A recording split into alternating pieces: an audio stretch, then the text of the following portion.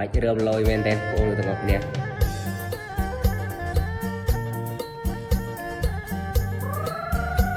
បងមិនណាទេបងទាំងគ្នាណាbây giờរួមមកបងបាទបងប្អូនទាំងគ្នាអ្នកណាដែលចេះរួមបត់នេះចេះទេបងប្អូនទាំងគ្នាបាទជួយតម្លាក់ខមមិននៅវិញក្រោមអ្នកមួយបងប្អូនទាំងអស់គ្នាតើអ្នកទាំងអស់គ្នាគិតមើលថាកញ្ញារបស់យើងនឹងរួមលយមិនលយអ្នកទាំងអស់គ្នាចាំតាមដានតទៅទៀតបងប្អូនទាំងគ្នាតើមានអីផ្លែទៀតណាបងប្អូនទាំងគ្នាបាទមកទៀតណាបងប្អូនទាំងគ្នាបាទមកទៀតកំបាច់នេះក៏លយនេះក៏លយបងប្អូនទាំងអស់គ្នាបាទបាទធម្មតាđấyបងប្អូនទាំងគ្នាលយមែនតែបងប្អូនទាំងគ្នាណាបាទ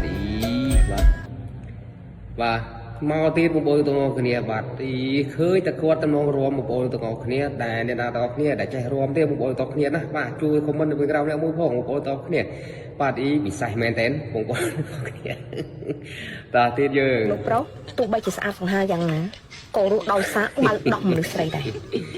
ចំនិយាយចំពេកអញហេវណាស់វើយអញមកក្បាលបូមហ្នឹងលើលឹកទៀតបងប្អូនលឹកកទៀតធម្មតាទេណាបងប្អូនទាំងអស់គ្នាបាទលឹកមាត់លឹកកទៀតបងប្អូនយើងទាំងអស់គ្នាបងប្អូនទាំងគ្នាបាទដល់កូនចៅម៉ែណាទេបងប្អូនទាំងអស់គ្នាបាទចេះបងប្អូនទាំងអស់គ្នាណាបាទបងប្អូនទាំងអស់គ្នាតា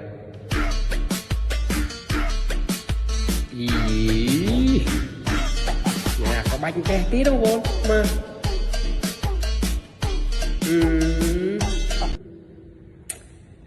អានេះមានច្រើនក្បាច់មែនទេបងប្អូនទាំងគ្នាគិតតែរើមមានច្រើនក្បាច់មែនទេបងប្អូនទាំងគ្នាទាំងអង្គុយក៏រើមការតែគេយើងទាំងអស់គ្នាបាទ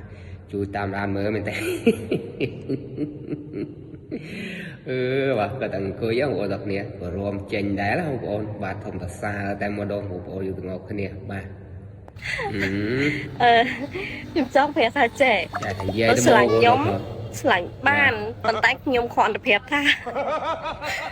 ខ្ញុំមានចាស់តិចហើយស្លាញ់បានអត់ប៉ុន្តែបទពិសោធន៍ខ្ញុំមានច្រើនហើយជាពិសេសគឺខ្ញុំអាចកំដរផឹកជាមួយ Get Smart មកកេះ2នាក់បានបង្ហាញណាភេទជាឯណាទេណាបងប្អូនទាំងអស់គ្នាហើយដូចជា Get Smart គឺស្រាស្រទន់ជុកចិត្តហ្មងមកកេះ2នាក់អីស៊ីផុយ